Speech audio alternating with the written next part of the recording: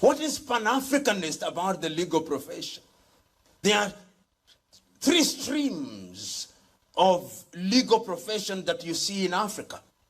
There is the continental civil law system, which is unique to the French system, has elements of it in the former Portuguese colonies, the single former Spanish colony called Napoleon, derived from that tradition. That is the civil law system, and we say gleefully, we now are in our legal system independent, complete with how they dress, like Father Christmas.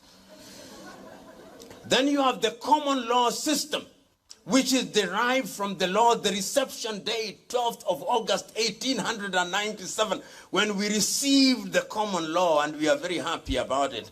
And even in Ghana, you can still see how your judges dress. Father Christmas and now Mother Christmas, complete with our speakers. Common law. Then when you go south, then other tradition is Dutch Roman. So what is Pan-African about all these? Nothing Pan-African about all these. And we say that African customary law is only applicable to the extent that it is not repugnant to justice and morality. Whose morality we do not say, but we know. So you can see how that kind of training does not allow you to have a Pan-Africanist view and a Pan-Africanist concept of justice. When we come to land tenure systems, here in Ghana, for example, you had land tenure systems in the different communities. You are now being told that we have imported a system of land tenure system from Torrent system in Australia to be applied here. You can now begin to see, and I say this because it is contemporary, even as I speak. I remember a case that was tried in Tanzania by a West African, I think he's Guyanese, Telford Georges. He was then the Chief Justice of Tanzania immediately after independence. And a Tanzanian man was charged with the offense of bigamy. And the offense, of course, when you are found guilty, you are then jailed, because the law said that marriage is the union of one man and one woman to the exclusion of all others. But then Telford Georges said, but in traditional African societies, marriage is the union of one man and all women. So he was saying that the mores of the society is different. So why do you criminalize? That was his argument. And you can see that these are extant issues about Pan-Africanism. How do you deal with people in that regard? And the most recent, those of you who come from Rwanda during the post-genocide, the Gacaca. The Gacaca jurisprudence is rich. How many people were rehabilitated through Gacaca? Hundreds of thousands. How many people has the Rwanda tribunal in Arusha tried? Not more than 10. And recently, Felicien Kabuga has no responsibility. Another one is arrested. How many years since the genocide? Can they go back into their societies? They cannot go back. Those who came to the Gacaca, are they back in communities? Yes. Pan-African. Is it homogeneous? No. It is unique. What is applicable amongst the Asante is not necessarily so among the Zulu. Unity in diversity. That is in the area of law. Medicine. Recently, what are we teaching in our medical schools? Is there something Pan-African about it? No. The greatest claim to fame of an African doctor is that I went to the London School of Tropical Medicine. And when they say it, they shake their head. Is there anything wrong with it? But I am urging you, if you ever want to get sick in Europe, don't have malaria, choose another disease. Because you then become a medical curiosity. They don't know how to deal with it. I'm sure some of you have found themselves in such a space. They don't. But are we undertaking research here? Right now in Africa, the greatest, the most famous research that is going on malaria vaccine is by the University of Oxford. They are funding it. It is we who should be funding that. because it is something that is common to us. Herbal medicine. Have we mainstreamed herbal medicine? No. Last year, you know, a number of children died out of cough syrup in Gambia. Many of them out of some cough syrup medicine that was made in India, and the government of the Gambia has now hired an American law firm to represent them. I'm still talking about Pan-Africanism. So you can see, and recently during COVID, you could see when the Malagasy Institute of Applied Science came up with a medication, COVID organic. How many ordered it? Only 2 countries. 3, I think. John Joseph Magufuli in Tanzania, Equatorial Guinea, and I think Ghana doubled with it. But we have more faith in AstraZeneca, Moderna, Sputnik. And I asked at one time, does the Bureau of Standardization in any of our African countries have a standard for those vaccines? No. And why have you all been vaccinated? By faith. By faith.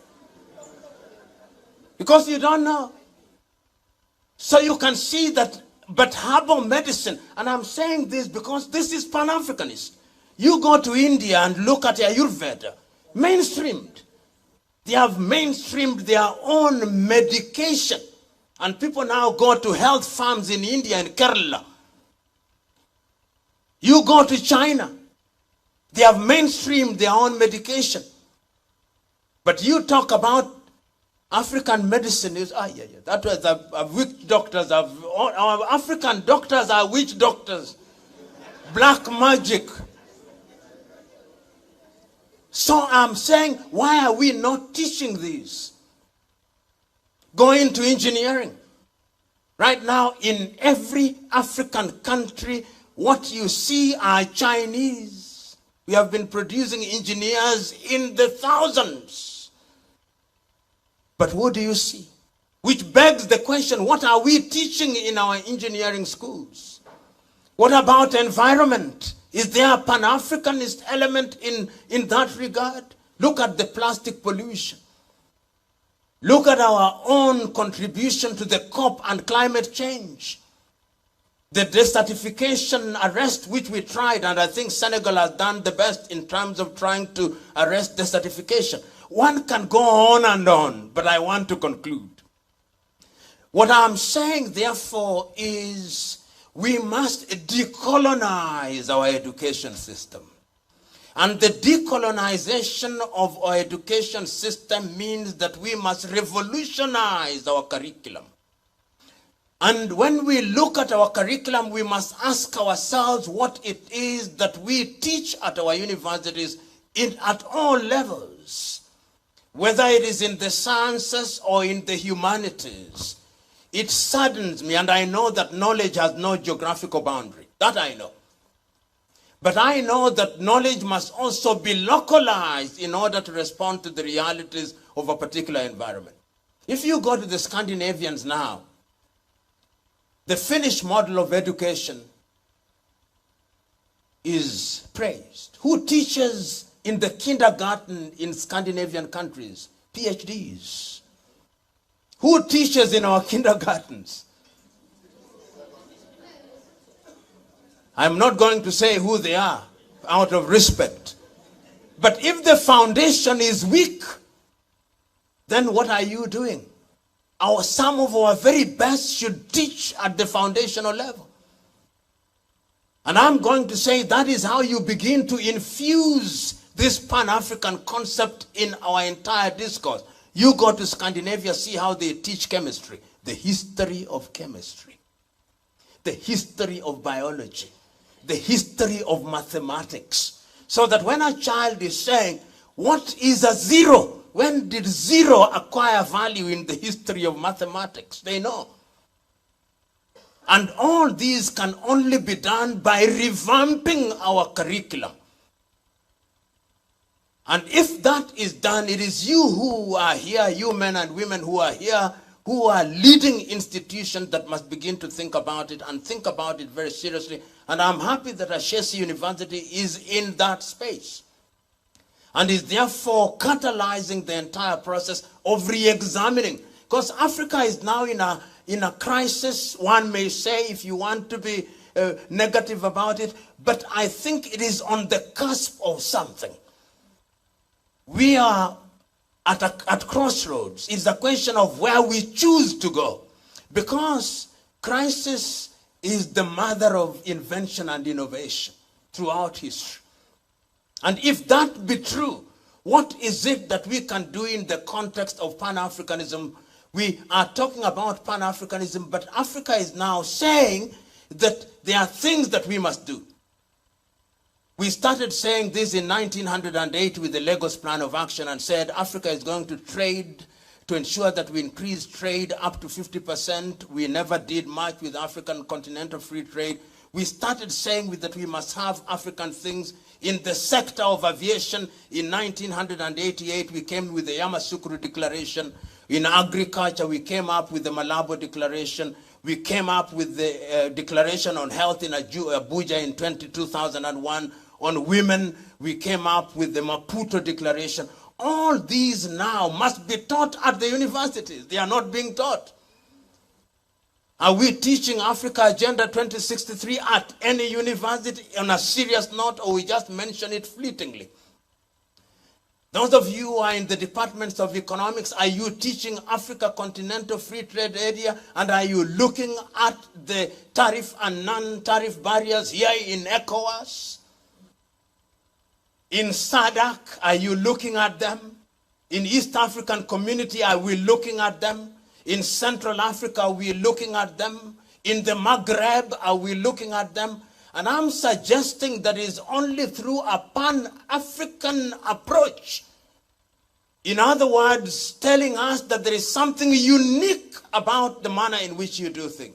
And there is something that is happening of a young man from the Gambia who got a scholarship to go to the United States, and he chose to go to the university in Rwanda, and I loved it. Because the Rwandese may be small, but there are certain things that they are getting right. Right now in Mauritius is a small country, but is becoming the focal point in terms of financials. Are we teaching that? Which books are we reading in our universities on economics? Are we reading Dambisa Moyo? Or we are reading Michael Todaro? In other words, we must begin to think differently. And I am saying that we must think like Kwame did and his stalwarts. That the time is now for us to realize that higher education is what is going to liberate Africa. And is only going to liberate Africa if we teach the right things. And is only going to liberate Africa if we implement the right things.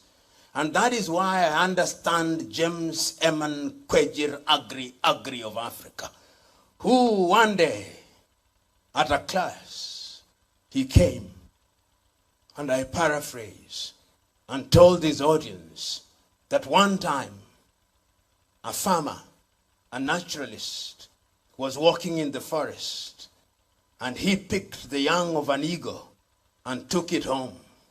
When he had taken it home, he kept it with his chicken and fed it on chicken feed for a long time.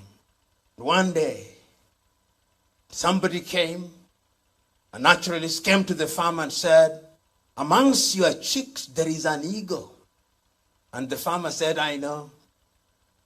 It's an eagle, but we have kept it here and fed it on chicken feed for a very long time.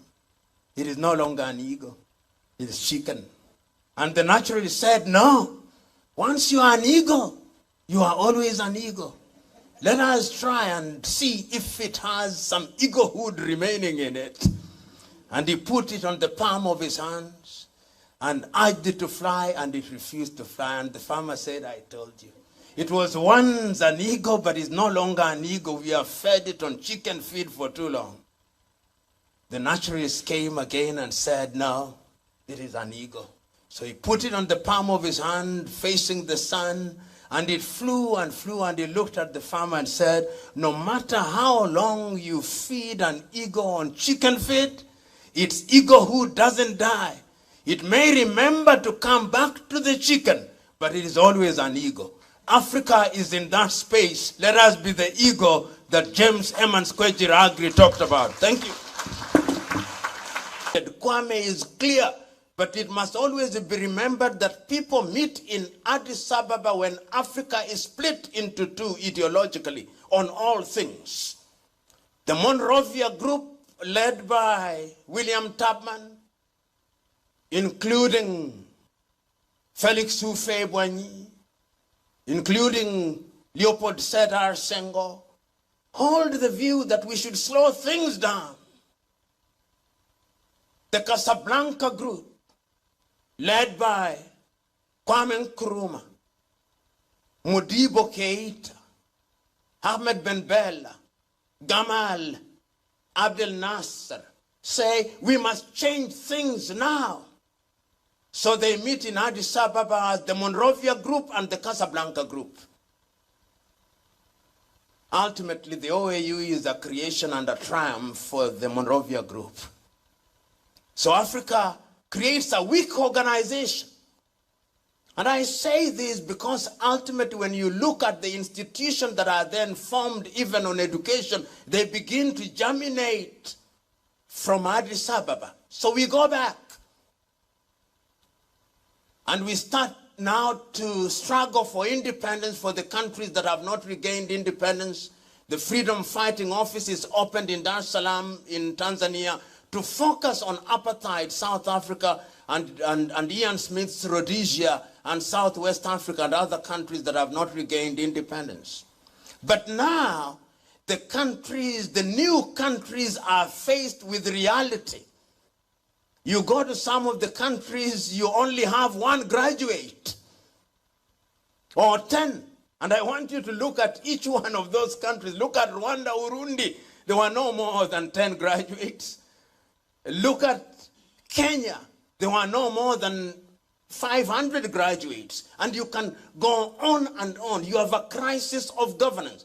In fact, the French countries are worse.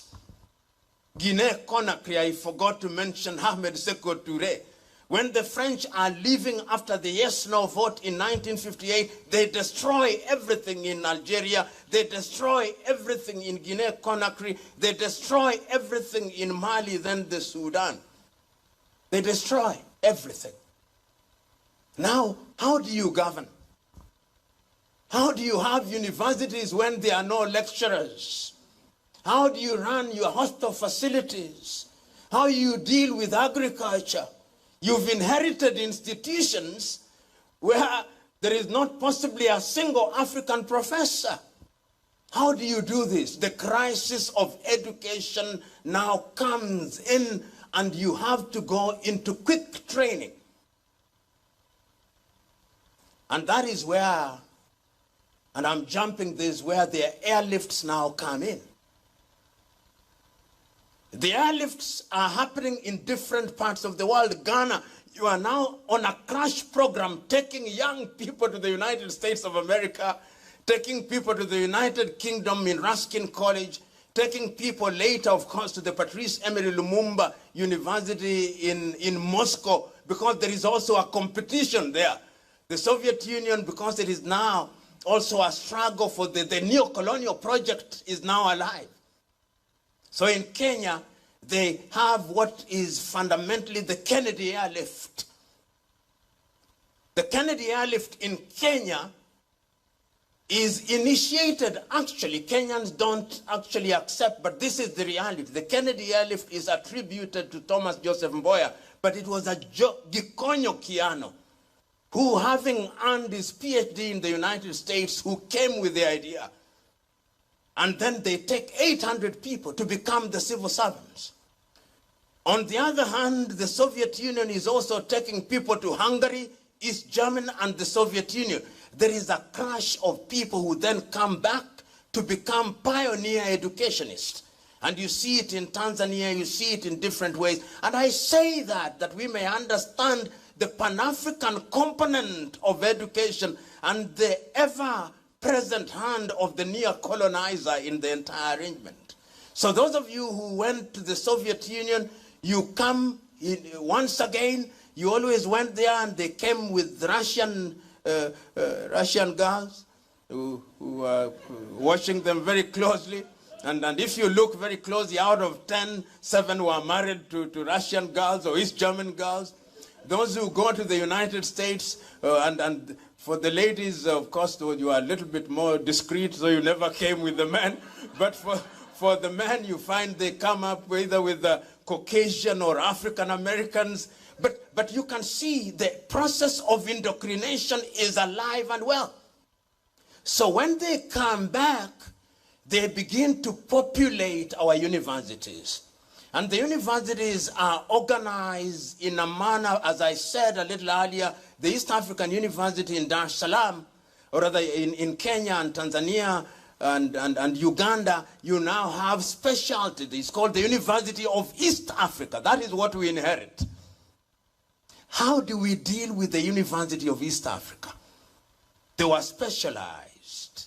And I said a little earlier, some countries don't have a university at all. You are in Rhodesia, you are in Nyasaland, you are in Zambia. You begin to create universities.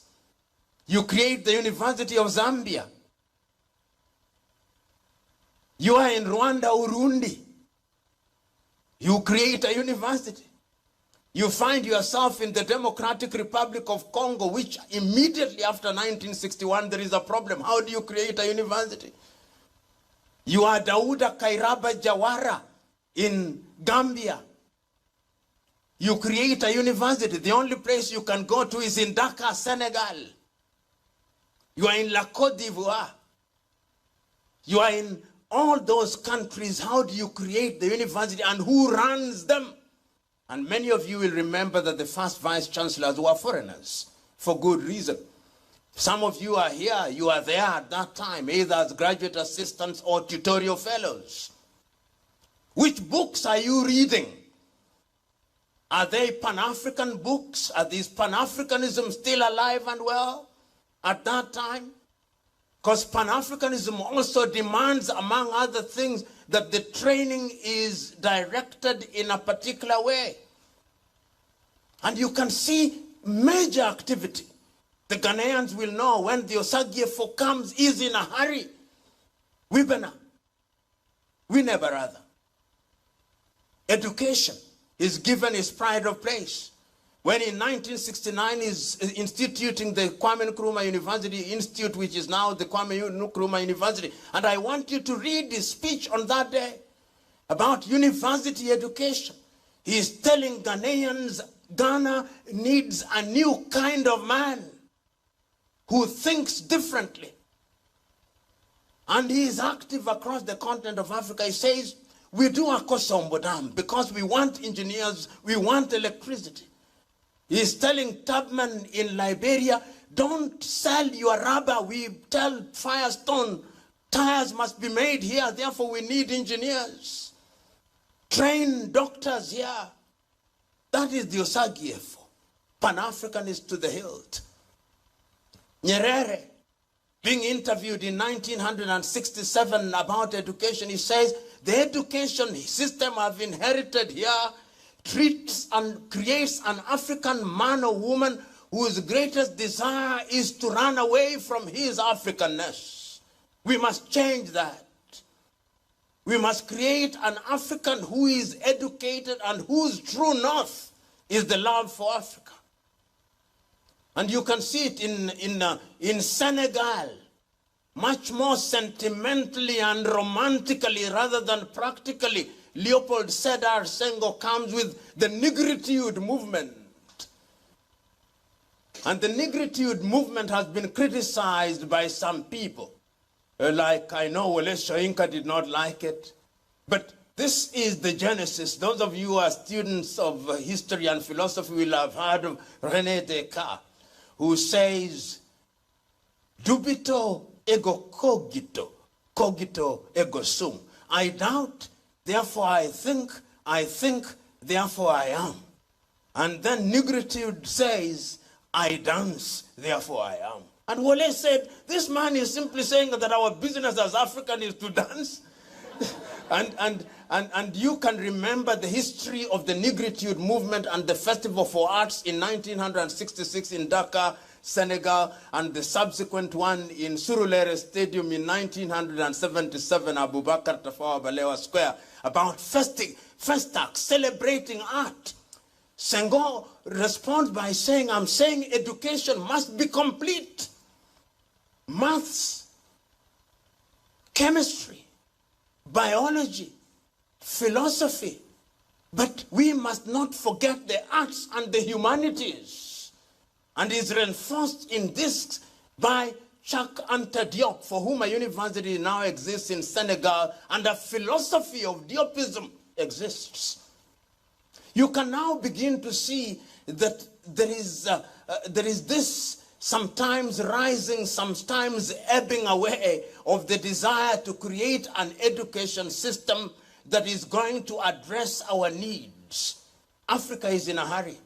You made promises when you are struggling for independence that life will change. But where are the teachers to teach at your primary school? Where are the doctors to treat people? Where are the agriculture extension officers to make sure that agriculture works? Where are they? So what do? Many universities find themselves in crash programs.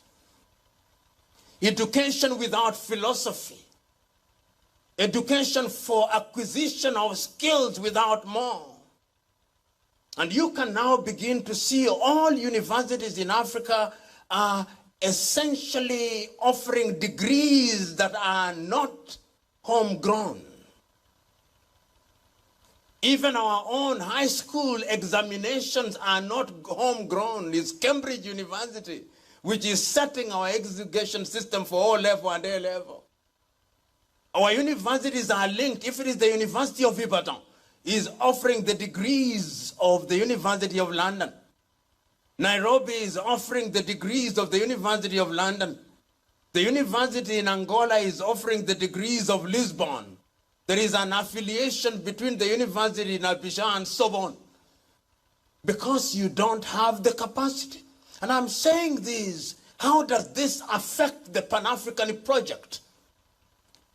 Many of you will remember an experiment that was undertaken in biology by a Russian called Pavlov. You remember that? Conditional reflex. So the more you do it, the more it becomes natural to you. The more you got into these spaces, the more in your default moments you think in the manner in which you are conditioned. And I'm saying this, that our training then has a complete impact and indeed affects our worldview and our training. So that